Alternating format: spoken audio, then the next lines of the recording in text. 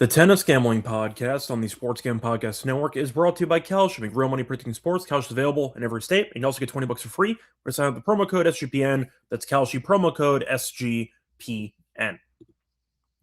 And welcome, everyone, to the Tennis Gambling Podcast here on the Sports Gambling Podcast Network. Currently Sunday afternoon, February 15th, around 4:30 p.m. Eastern Time. I'm Rosso, always Scott Reichel, once again going solo for this pod. Time to get into the preview of the three upcoming events for the ATP. We have Delray Beach, we have Doha, and we have Rio. So once again, we have two hardcourt events and one clay event for the upcoming schedule, but still three events, a bunch of matches coming up. Should be a fun week. So we're going to get into those tournaments in a few minutes. Before we get into the actual breakdown of those events, though, a reminder, you can support the show by subscribing on YouTube, and a reminder, you can also find the podcast on Spotify or Apple, audio only. So if you check it out that way, leave a rating and a review. But once again, a couple ways to actually find the podcast. Also, to make it easier, you can download the SGPN app.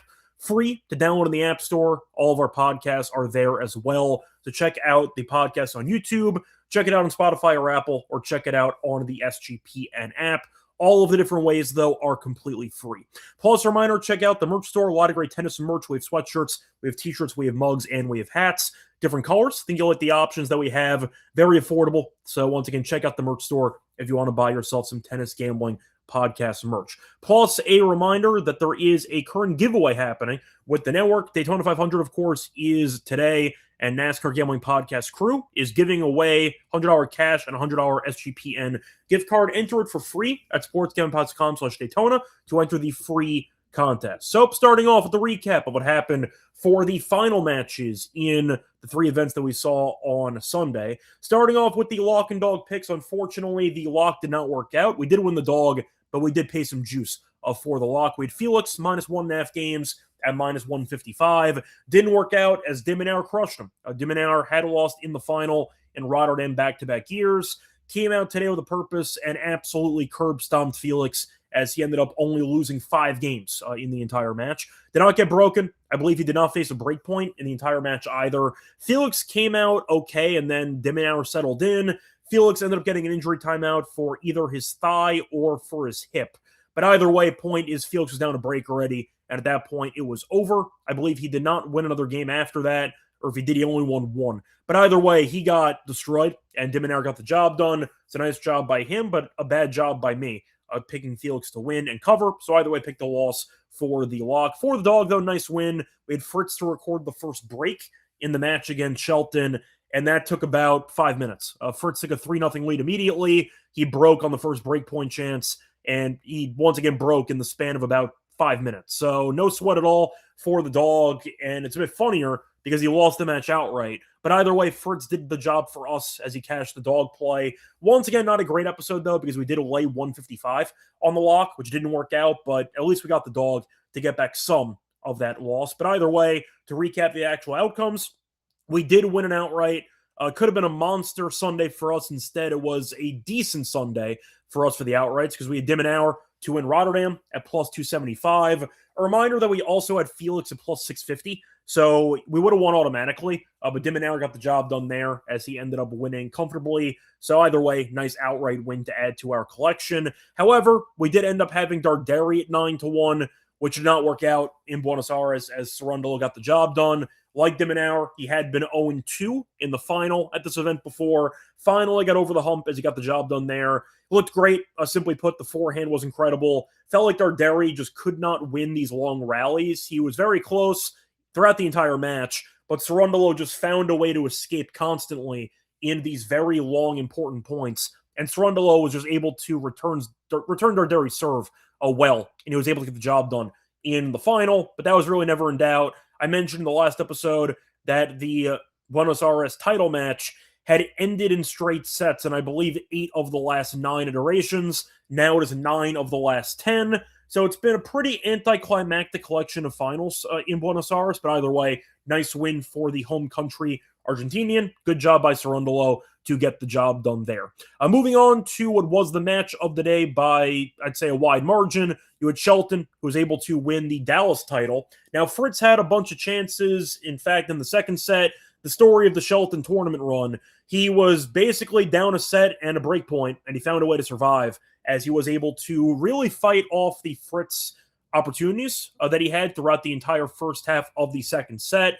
Then, of course, when Shelton hung around and did not get broken, Fritz immediately went down low 40, and Shelton got the break and eventually did hold to win the second set. Then Fritz got broken immediately in the third set. Shelton gave it back, though, and then Fritz had triple championship point in the late stages of the third set, blew those, and then Shelton immediately boomerang broke him, and then eventually held to win the match and win the third set 7-5. So Fritz had some chances, and he squandered them, simply put. Shelton made some adjustments. He started to do a lot of forehand bunked returning, and he threw in a bunch of slices as well. And it felt like he was just daring Fritz to do, or I'd say to commit on certain shots, and then he would just blow it right past him. And it worked out. So nice job by Shelton, who came out very flat in the first set against Fritz, came back, changed the game plan up, and was able to really frustrate Fritz over the course of the final two sets, in or out to a nice win. Pretty tough, though, when Fritz has triple championship point and he blows him. But either way, nice job by Shelton to get the job done there. So in terms of actual title runs, really no shockers at all. I believe the favorite entering the event won all three. I'm trying to remember if Shelton was favored over Fritz. I think he was. So I believe all three favorites won the events. So pretty anticlimactic from a pre-tournament betting standpoint. But either way, once again, we had two pretty boring finals in both Rotterdam and in Buenos Aires. But at least we had one drama-filled match in Dallas where you saw both players have title points, and then Shelton converted after fighting off the Fritz, I'd say, onslaught early to come back from a set down to win in three. Anyway, it's going to really wrap it up for the actual recap there for the three title matches. Checking out the comment section, I see Ginger joking that I'm going to surprise everyone with a Tiafoe and quarterfinal in Delray. Not quite. I will be honest, I do not have either player on my outright list, but then again, who knows? Then again, looking at World Talk here, tempted by Fritz at 3-1. I'll mention Delray in a few minutes, but wanted to recap what happened in the title matches there. Besides that, though, there was some news over the weekend on the women's side. Congratulations to Mukova, who finally won her first ever 1,000 title, beating Mboko in the final. Good job by her. She won in straight sets. Mboko looked great. And then we saw Mukova find a way to survive in that pretty tough match against Sakari, and then got the job done there in straight sets in the final. But either way, point is nice job by Mukova to get the job done for her first ever WTA 1000 title. Besides that, I see some rumors about Serena, who might be potentially returning to tennis. Do I care? No. Not even a little bit. So that's my brief takeaway there. Serena might be returning to WTA action. She's 44 years old. It's pretty funny how her and Venus just refuse to retire. But either way, we'll see how Serena looks if she ends up coming back. Do I care? No. So we'll see how that goes, but wanted to mention that too. Serena might be returning at some point in the future. Either way, though, time to get into the three events for the upcoming week. So starting off with the first event, going to mention the order here. We're going to go Doha first, then we're going to do Delray, then we will do Rio last. So we do have quarter odds for Doha. We do not have quarter odds for Delray or for Rio. So once again, we're going to do what we normally do, which is deal with what outrights we have, but we will do the quarters first for Doha. So starting off with the actual recent winners here in Doha, Rublev beat Draper in a final that I think nobody remembers. You saw Khachanov beat Mensik the year prior, and you saw Medvedev beat Murray a couple years ago. It was pretty funny how Murray made a final when he was completely washed, but either way, Medvedev did beat him in straight sets. So for the actual, I'd say, main theme of the week, you have Sinner and Alcaraz back in action in this event. So you might see pretty, I'd say, straightforward results here in Doha with just Sinner and Alcaraz cruising to the final, while you might see a bit more unpredictability in Delray and in Rio. But either way, Sinner and Alcaraz are both here in Doha. which means nobody else probably has a chance. But either way, for the outrights in the first quarter, this is the Alcaraz quarter, so he's a massive favorite. Of course, he's about minus 600-700. Khachanov at 7-1, Munar 9-1, Fuksovic's 14-1, Rinderknech is 22-1, Herbert is 28-1, Royer 40-1, and Habib is 100-1. Yeah, look, this quarter stinks. Alcaraz is going to destroy everybody. I got Alcaraz. It's minus 600, so once again, I'm not going to bet this personally. If you want to throw it into a parlay, you can. But the point is, this quarter is atrocious. Yeah, Alcaraz, we know, is the best player arguably in the world right now. It's him or Sinner. We know Alcaraz did win the Aussie Open, so he has been playing great tennis so far, but nobody else in this quarter is worth a damn. I'll go Alcaraz by himself, nothing else to add. Very straightforward start to this event. Moving on to the second quarter, this is a bit more open. Medvedev is around plus 110. You have Humbert at 30 at a plus, once again, 330. You have Rublev at plus 380, who's defending champion. Tsitsipas is 425. Shang is 14-1. Morozin 16-1. De Jong is 40-1. And Echargiu is 100-1. So Medvedev, former champion here. The question, though, is will he actually live up to the expectations that we saw earlier in the year when he actually won a title? Or is he going to immediately implode like he did in Rotterdam as he lost to Humbert in the first round? Now, on the bright side, at least he does have some time off to recharge his batteries, as he only played one match in Rotterdam. So he should be fine health-wise. Now, for the actual draw, though, for Medvedev, he does get to avoid the likes of Humbert and Rublev until the quarterfinals. Does have Shang in the first round, who we know can be a bit dangerous when he's healthy. He hasn't played in a while, so Shang should be healthy. I think Medvedev should win, but the point is not exactly the easiest first-round match, but I think that Humbert and Rublev are definitely the second and third best players in the actual quarter, and Medvedev can avoid them until the quarterfinals.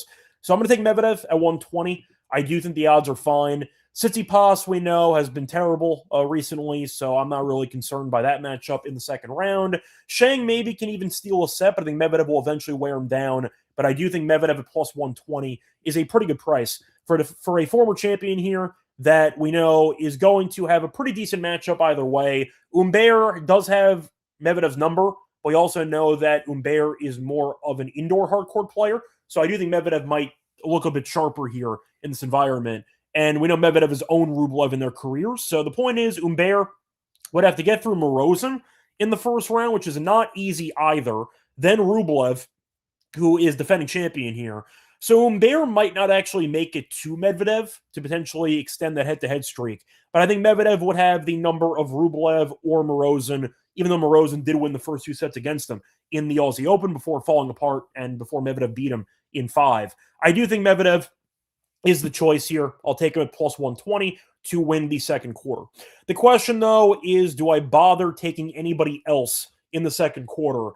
Humbert, I'm not going to take. I think 330 is not a good enough price for me, but you have to deal with Morozin and Rublev and Medvedev.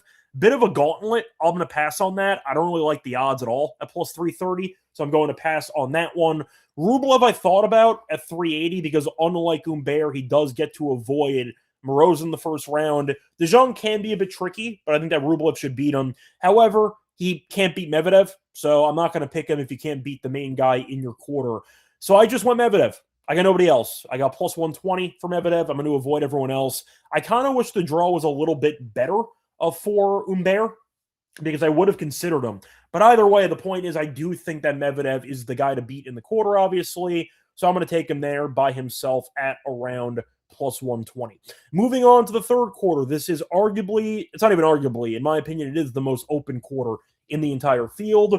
Bublik is at plus 240. You have Leheshka at 320, who has been injured lately, but he hasn't played for a few weeks, so hopefully he's healthy for this one. You have Fees at 425. You have Bergs at 6-1. Brooksby at 8-1. Pericard at 9-1. You have Majcik at 11-1. And Busta at 16-1.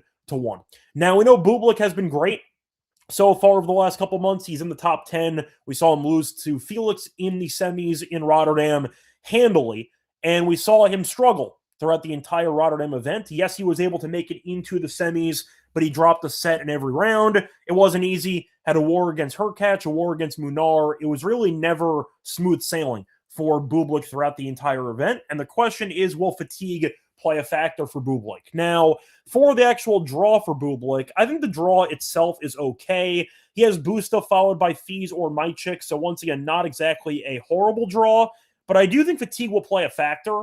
I actually did not take Bublik. I think that this price makes sense, but I think it should be higher. He looked that bad against Felix, and I just question, with the amount of wars he had back to back to back, do I think he'll actually be able to recharge his batteries and reset his mindset in time to make a deep run here in Doha?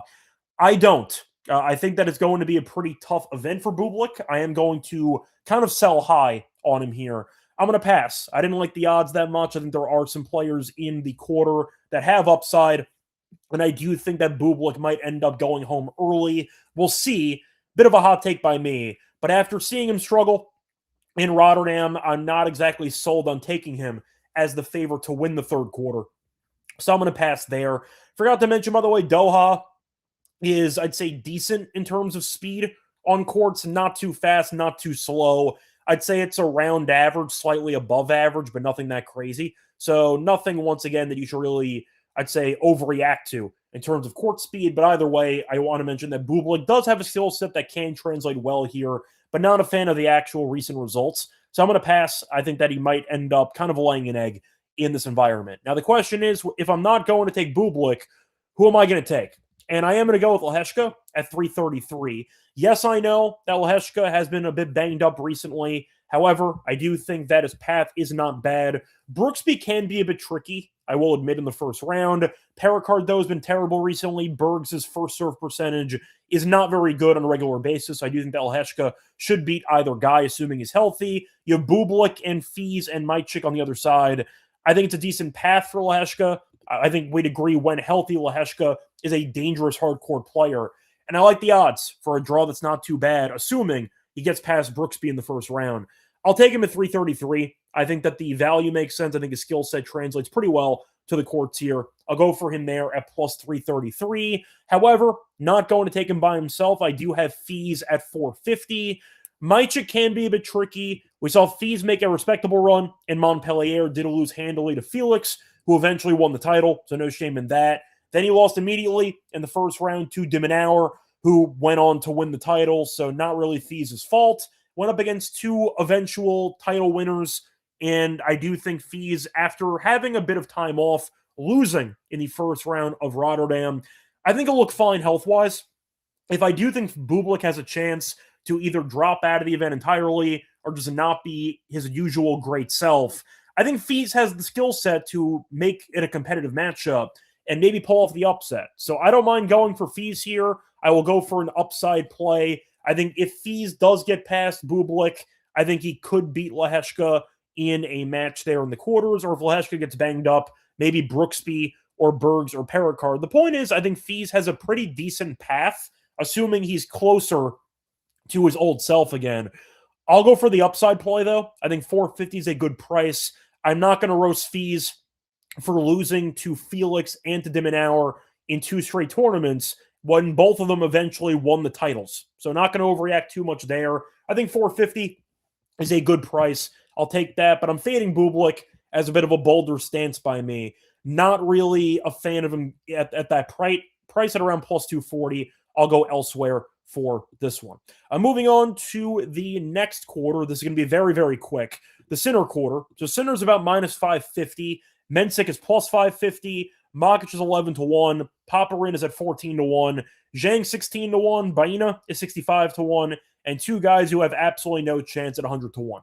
Yeah, straightforward. Give me Sinner, minus 550. I mean, why bother? You have Alcaraz and Sinner. I'm not going to waste anybody's time. Give me Sinner to get the job done here at minus 550. Not going to bet it, but once again, I think he cruises into the semis. He might not drop a set, so keep that in mind. But either way, really nobody else has a chance. Unlike the Alcaraz quarter, though, this quarter is more difficult based on the actual talent in this quarter by comparison. But nobody can touch Sinner. So I'm going to go Sinner here once again. Pretty straightforward chalk. See a question from Ginger, if I have any thoughts on the motivation for Sinner and Alcaraz. I understand that neither guy has played since the Aussie Open. The motivation is pretty simple. Just make sure you're in good form and try to win some more titles. I don't really know if motivation matters too much for Sinner and Alcaraz when you're that much better than the rest of the entire tour. Yes, I know Alcaraz we have seen occasionally get upset early in events. Lost to Nori early at the end of last year in an event. Sinner's the opposite, though. Sinner kind of just rolls into the semis in every single event besides the one time he got injured against Griekspoor last year. But I think you're looking at a spot where I just see motivation or not, Sinner and Alcaraz probably coasting to the finals, so we'll see what happens. But motivation, we'll see. I think they should be fine. I'm not going to factor it in too much because both guys are just that good on hard court, especially Alcaraz, who we saw win the U.S. Open and the Aussie Open back-to-back. So we know that Sinner's best surface is hard court. We've seen Alcaraz pick up his level on hard court as well. I don't see anybody else having a chance, to be honest, so I just have chalk for this tournament. So moving on to the actual outright odds to win the event. Sinner, about minus 140. Once again, shop around. Alcaraz, minus 105. Medvedev's 18-1. So once again, a league of their own. The third favorite is 18-1. Bublik, 28-1. Umber's 40-1. Leshka, 40-1. Munar, 40-1. Rublev, 40-1. I'm really not going to bother. I mean, what's the point of reading off the names? I said before, Sinner and Alcaraz are in the same event. So why would I change up anything that what I've done for Grand Slams over the last 2 years? Which is very simple. Just bet Sinner and Alcaraz and call it a day. I'm not going to recommend other people who I think have basically no chance at winning. Even if you wanted to argue, for example, a Zverev, who we saw almost beat Alcaraz in the Aussie Open, he's not even here. So it's not even a full top 10 list of guys where maybe on the right day, one guy could maybe pull off an upset. We don't even have that. So I just think it's going to be straightforward. I found plus 110 on Sinner. I'm going to take that. And I found plus 130 on Alcaraz. Thanks. I'm going to call it a day. I'm going to go back to the bread and butter. Give me Sinner and Alcaraz outrights. I'll ignore everyone else, and we'll move on to other events. But really no drama at all. Sinner's here. Alcaraz is here. Sign me up for Sinner and Alcaraz to win, both at slight plus money, and we'll call it a day. Before we get into the other outrights here for Delray and for Rio, a reminder that we are brought to you by our sponsor, which is Kalshi. It's a real money prediction market available in every state. Tons of trading options for your favorite sports. They also have options besides sports, politics, entertainment, and even the weather. And a reminder, the new customers get a great deal. Get $20 when you sign up with the code SGPN. That's Kalshi, Kalshi, code SGPN for a free $20 at sign up at Kalshi. We're also brought to you by Rebet, the #1 social sportsbook and casino out there, available in 35 plus states, including Texas and California. Get on the action with Rebet, and a reminder that if you are new to the platform, capitalize on the sign-up deal that we have with Rebet. Get 100% purchase match up to $100 with the code SGPN. That's Rebet, promo code SGPN. Welcome back, everyone, to the Tennis Game Podcast. Finished going through the outrights in Doha. Time to move on to the outrights for Delray. A reminder, we have no quarter odds for Delray and for Rio, but we do have outright odds to win the event, so we're going to go with that instead. Now, for the recent winners here, you might remember last year's iteration, we won an outright, a pretty good one, with Kekmanovic. It was a miracle as Fokina completely choked away multiple chances to win his first ever ATP title, but either way, good for us as we picked up a pretty nice long shot, or I should say mid-range long shot with Kekmanovic, but he is the defending champion. He is back here to defend his title, and you're looking at him beating Fokina last year. Fritz beat Paul the year prior. Fritz beat Kekmanovic the year before that, and Nori did beat Opelka the final before that. Now, for the actual path and for the odds so far in this event, so reading off the odds, you do have Fritz, who we saw just lose in the final in Dallas earlier today. Will he play Delray? I don't know. He does have a bye in the first round, so a bit of recovery time, but we'll see if Fritz actually does agree to play in the event. He's favored, though, at plus 310. Rude is plus 425. Tien is 5-1 after losing to Cilic in the first round in Dallas. Nakashima is 10-1 after losing to Fritz in the second round of Dallas. You have Paul at 10-1, Tiafoe at 11-1, Korda at 12-1, Kaboli at 19-1, Vacherat at 19-1. Cilic is back He is plus 2,000. Borges is 22-1. Joder is 30-1. Defending champion Kecmanovic is 30-1. Mutet 30-1. Mickelson 30-1.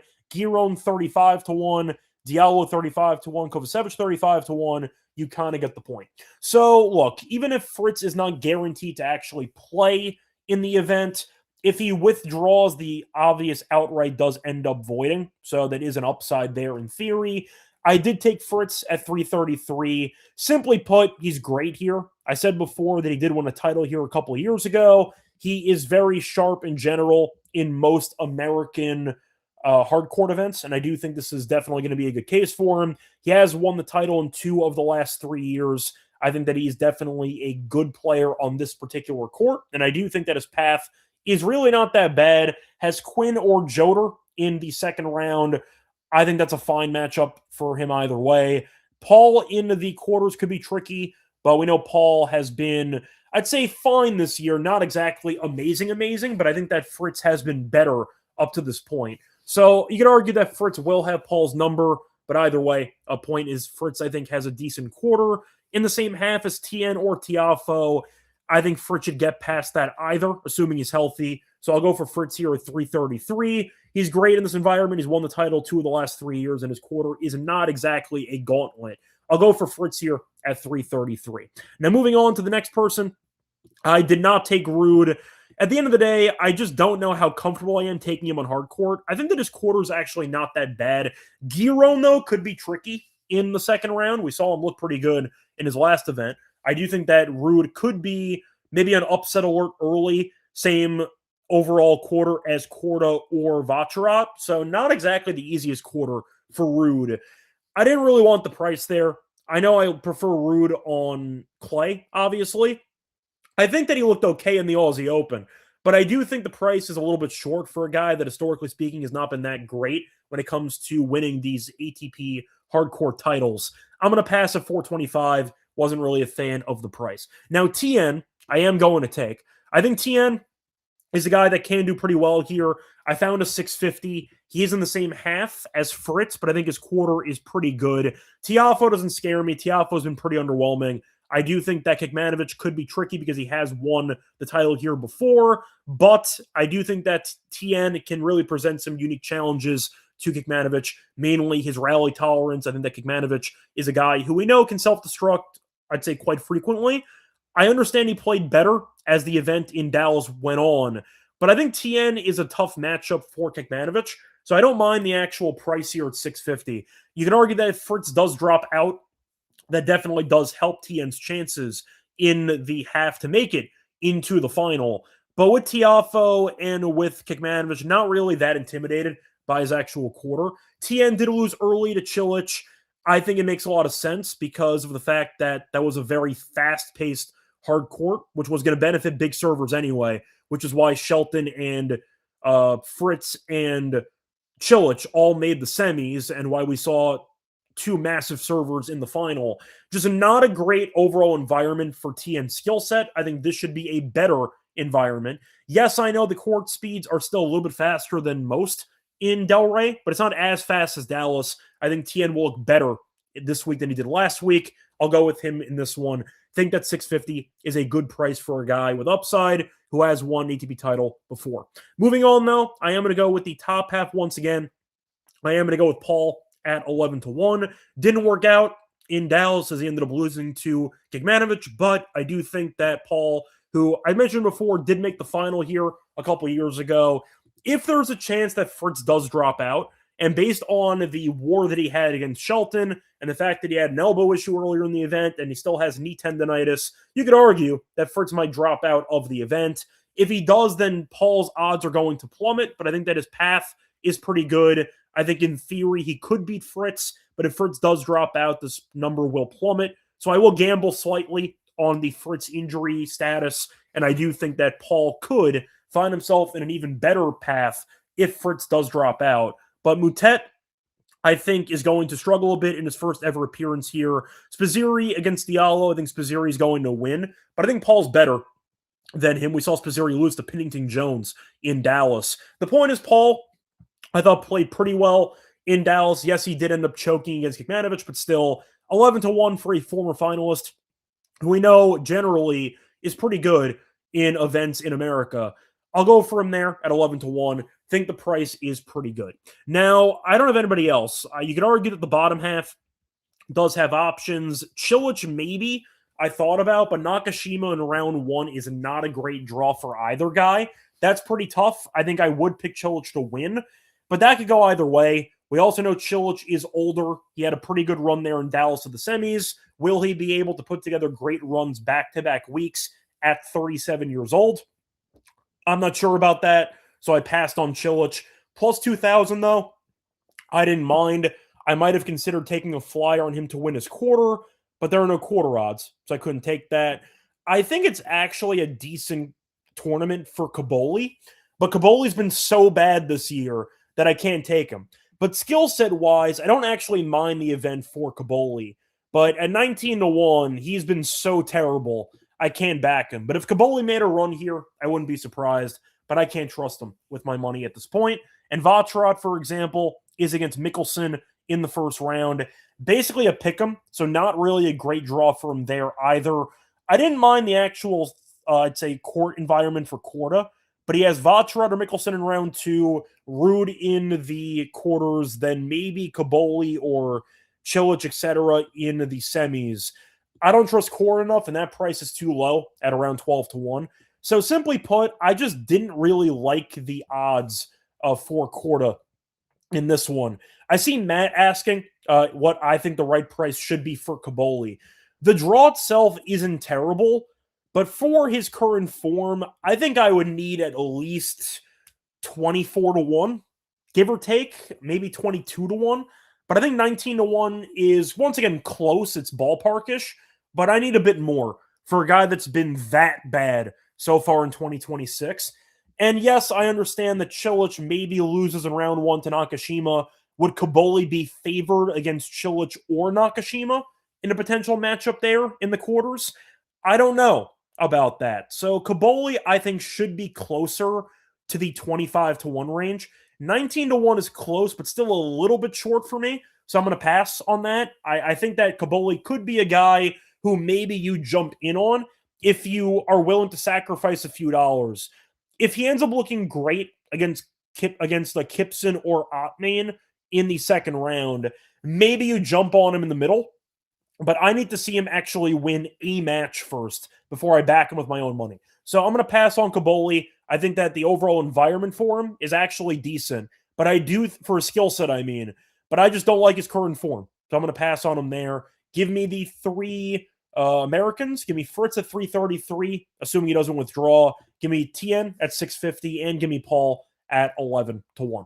Moving on to Rio, the only clay event of the year. Now, for the recent winners, it has been the Baez Invitational lately, as Baez has won 2 straight.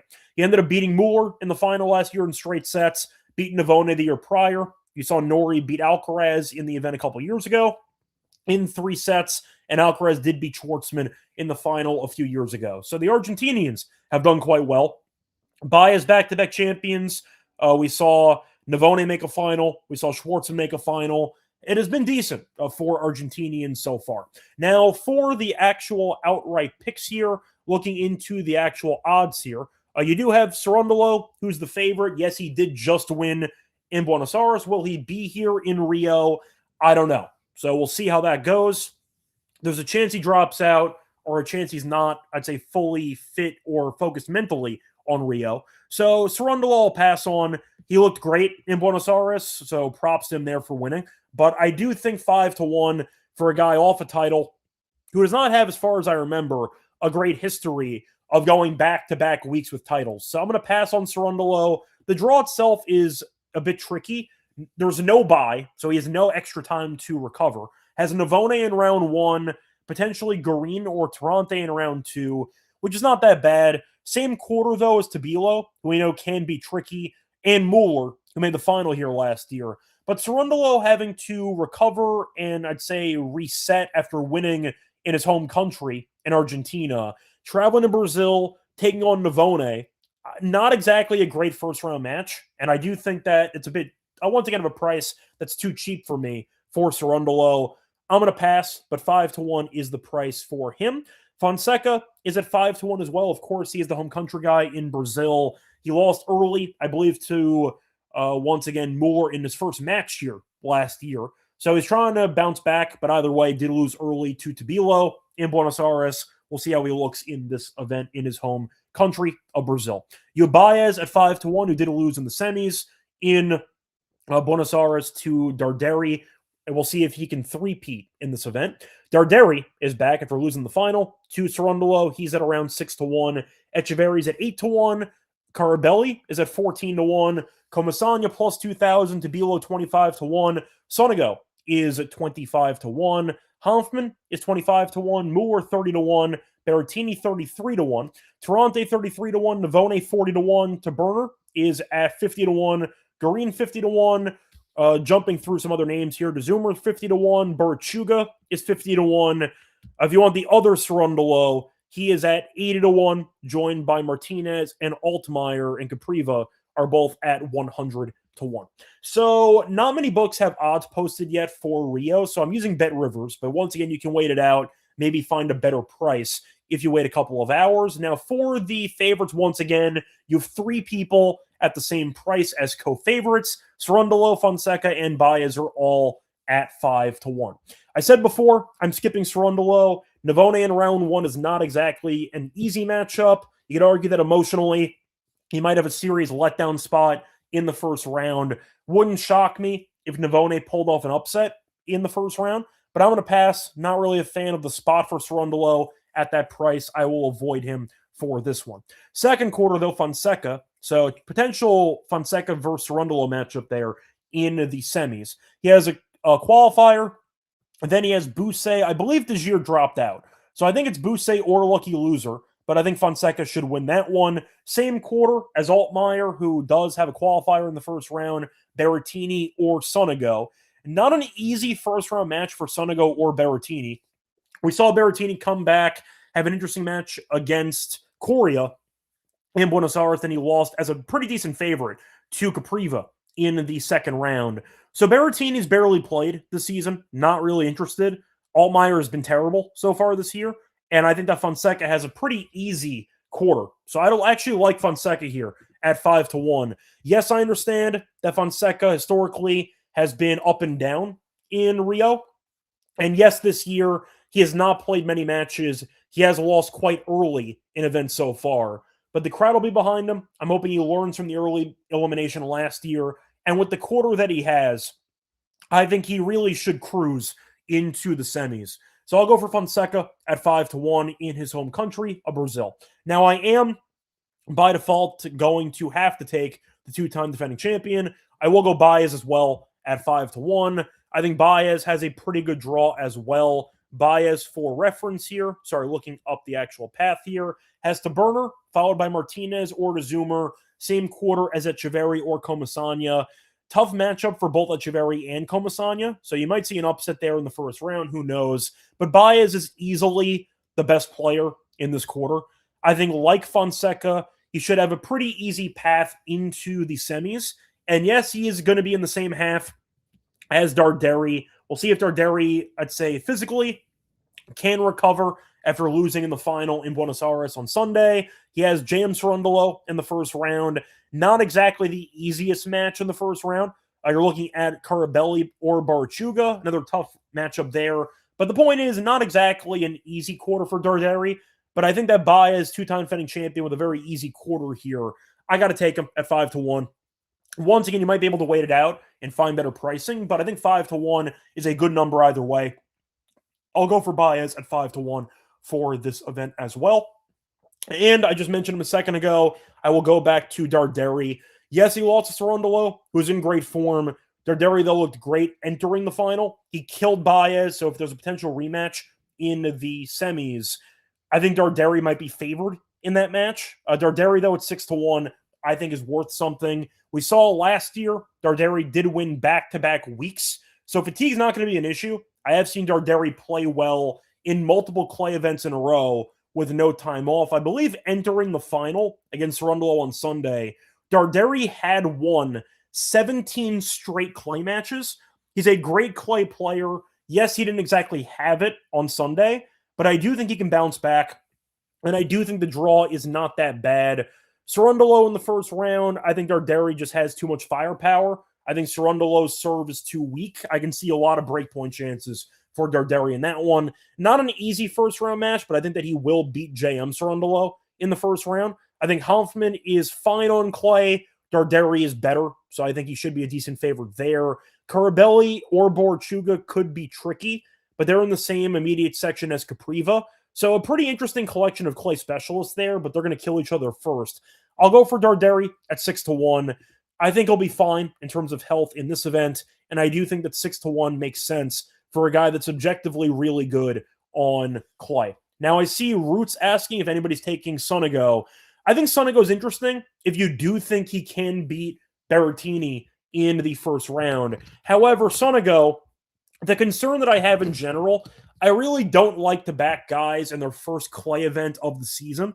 Sonego has not played since the Aussie Open, so I'm going to pass on that. I do think that Sonego could have been intriguing if he had played in Buenos Aires, if he had a little bit of clay reps under his belt, but not playing since the Aussie Open, playing his first clay match in months, I'm not interested, personally. Yes, the skill set is there, but I really wish he played a clay tune-up event before entering Rio, and he did not. So I'm not going to take Sonego as an outright for this event. But either way, I did go relatively chalky.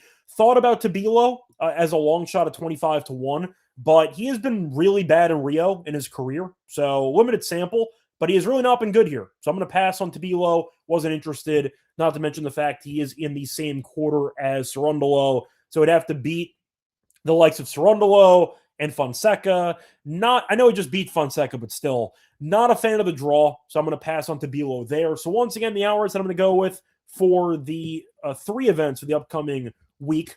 For the for the Doha outrights, we are going to go with the pure chalk, Sinner plus 110 and Alcaraz at plus 130. That's it.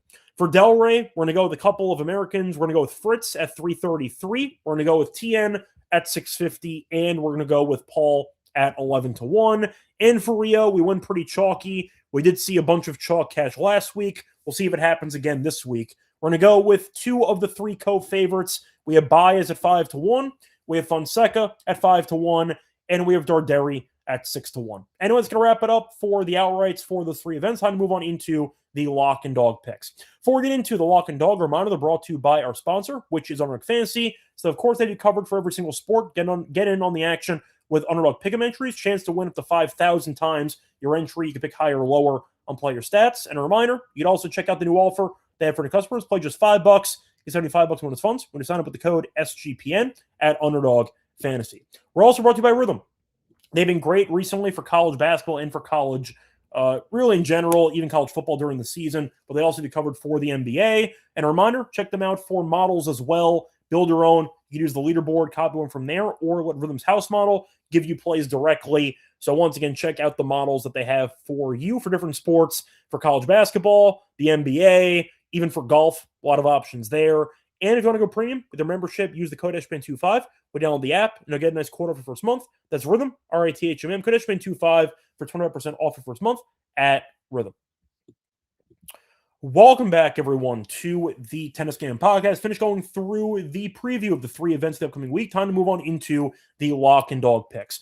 For the lock, we're going to go back to our guy. We're going to take Cilic, team total over 12.5 and minus 122 in his match against Nakashima. Now, he has been very good lately. He's 5-2 in his last 7 ATP matches. The point is Nakashima, though, has been a little bit up and down in Delray, and he's had a bunch of long sets. Nakashima in his career has played 8 matches at Delray. 7 of the 8 matches have had a 7-5 or a 7-6 set. We know Nakashima is a good server, not a great returner. Cilic, though, looked good in Dallas. Yes, I know that was indoor. This is outdoor. But Cilic has had success here in the past. Cilic showed up to this event twice. Once in 2012, didn't work out. 2014, though, the last time he was here, even though it was 12 years ago, he won the title. So Cilic won the title here and Mike dropped and never returned. But the point is Cilic has been good here historically speaking. I do think Cilic has the weapons and the firepower to succeed And we know that Nakashima's serve can still make him tough to break in this environment. I think there's a couple ways to get there. The point is Cilic might not win, but I think he'll actually end up winning at least one set in this environment. And I do think that there should be at least one breaker in this match, or even a 7-5. But a couple ways to get there.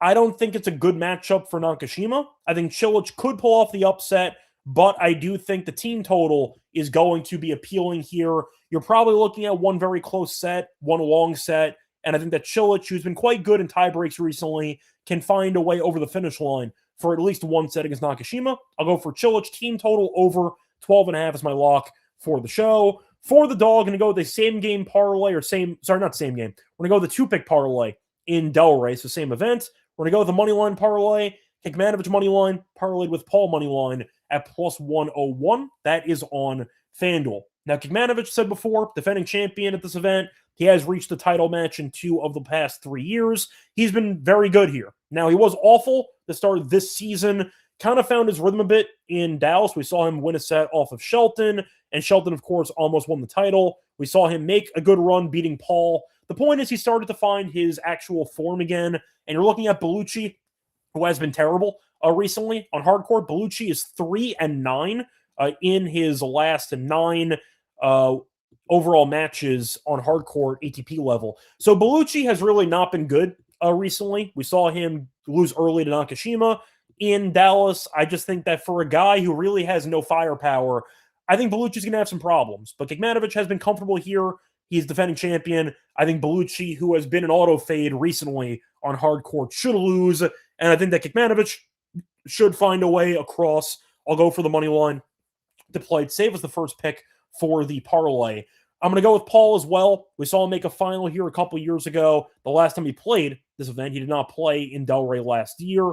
Moutet, though, has never appeared in Delray. We'll see how he looks early on. Recently, though, he has not been great. I think that Moutet can be very up and down, like we know. I think Paul's a bad matchup for him. Both guys love to rally, but Paul does have a better serve. He does have, in my opinion, better overall ground strokes, and I do think that Paul should find a way to get the job done. Maybe it goes 3, but either way, I think Paul will eventually find a way over the finish line with the crowd support behind him. In America, I'll go for him on the money line to close out the parlay. So once again, the lock and dog picks here for the show. We're going to go with the lock being Cilic, team total over 12.5 at minus 122 against Nakashima. For the dog, going to go with Kecmanovic money line with Paul money line, two-pick parlay at plus 101. That is on FanDuel. Anyway, it's going to wrap it up for the show. Back once again for the semis, for the quarters, for Delray, Doha, and Rio. I will point out, though, that the matches in Rio will end pretty late, and Delray might end late, too. So we'll see if we end up maybe pulling the plug on one of those tournaments over the course of the week. But either way, the point is we will be back at some point for the quarterfinals over the next few days. Anyway, till next time, good luck to all of you and all of your bets. Bye, everyone.